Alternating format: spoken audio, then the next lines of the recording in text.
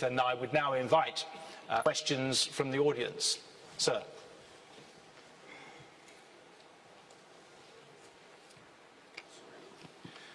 Thank you very much for this opportunity. Mr. Qureshi, my question is for you. A very fine speech.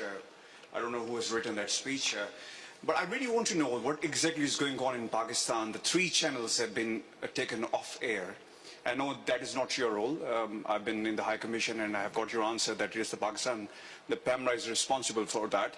But we really want to know that why this is happening, because when somebody from your political rival, Ms. Maryam Nawaz, was doing a press conference, something happened like that. And in an interview who was conducted by Hamid Mir in one of the leading TV channels in Pakistan, and he's your past friend as well. So when we talk on this World Forum, talk about the media freedom, so this is something very strange to come from your side, that there is a media freedom in Pakistan. So we really want to know what is your take on that. Well, I can certainly assure you that there is media freedom in Pakistan to begin with, and if you want to experience that, you're welcome. Come and see the talk shows that take place every evening, every day. Journalists say what they want to. They are as open, as objective, and as critical as they want to be. The Constitution of Pakistan under Article 19 gives protection to freedom of expression and speech. There are organizations in the country, watchdog organizations, manned, elected by journalists themselves, that oversee that journalists and media is functioning independently. There is independence, editorial independence. Frankly, the incident that you're quoting does not reflect the mood, the sentiment that exists in the country. Look at the number of channels that are functioning in Pakistan. There are today close to 89 private television channels functioning in Pakistan. 3 of them were taken off, but I'm told for 6 to 8 hours, and now they are functioning again. They had issues with PAMRA. PAMRA is a regulatory body, and those issues have been settled, and they're back on air. And as far as Mr. Hamid Mir is concerned, he's a very well-respected journalist. I have enjoyed speaking to him a number of times. I've been to his talk shows umpteen times. Unfortunately, the interview that went off air was taken off air because he interviewed the former president, Mr. Zardari, who had been called to the parliament under production orders, and the code of conduct did not permit him to be interviewed the way he was interviewed. So he went beyond what he was called in, and he was off air. Otherwise, he can say what he wants to.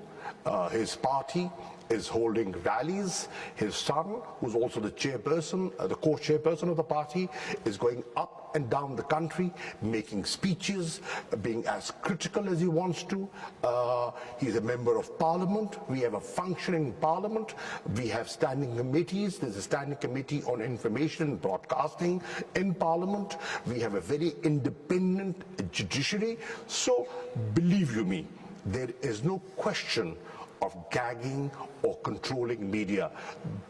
That time has gone, and with the new social media, the advent of social media, even if you want to gag, you can gag nothing. Yeah. I'm going to pass on to some other questions, and probably might have some time later on. Madam. Thank you for taking my question. Good evening, good afternoon, Foreign Minister. We realize you're somebody who's always stood for democratic values. However, unfortunately, since your government has come into power, and I'm a practicing journalist, as you know, in Pakistan. I have my own TV show. We have seen increasing censorship and self-censorship. We have also seen recently journalists being arrested for just merely doing their job. I'll give you an example of a journalist from Khyber News who was arrested just for interviewing the PTM leader and your colleague, Minister in the National Assembly. And he was only released after journalists made a noise. We have also seen journalists being picked up on Prevention of Crimes Act just for tweeting what is seen by the state as an anti-state tweet. So we are very concerned about the situation in Pakistan, about the censorship, the self-censorship, the intimidation of journalists, of how there was certain people who barged into a woman journalist's house. And there have been threats to journalists as well, which has been increasingly reported. I'm going to stop you there. I think we've got the gist of it, and I'm going to ask the Minister if he would be happy enough to respond just to the issue of threats to journalists very briefly. To begin with, ma'am, it was more of a commentary than a question, and you have every right to do so. I've been to your shows, and you have a mind of yours, and you speak very freely. The fact that you are holding a show on a daily basis, and nobody's intimidating you, is proof enough that journalists will not, should not be intimidated. Now, the question of that individual that you're speaking about, the PTM person that you referred to, that gentleman is a member of Parliament. He had made speeches in Parliament, and those speeches have been recorded, and you can have a look at them. He could say what he wants to say. He's been interacting, he's been meeting people. Now that does not give him a license to challenge the writ of the state and attack a military checkpost and go into areas which are beyond the realm of a parliamentarian. We respect freedom. We think I'm a Democrat, as you said, and you know my background. I believe in upholding the values of democracy and journalism, they are linked, interlinked. I can assure you, if there are curbs, I'll be one of them who will be speaking against those curbs. We are a democracy.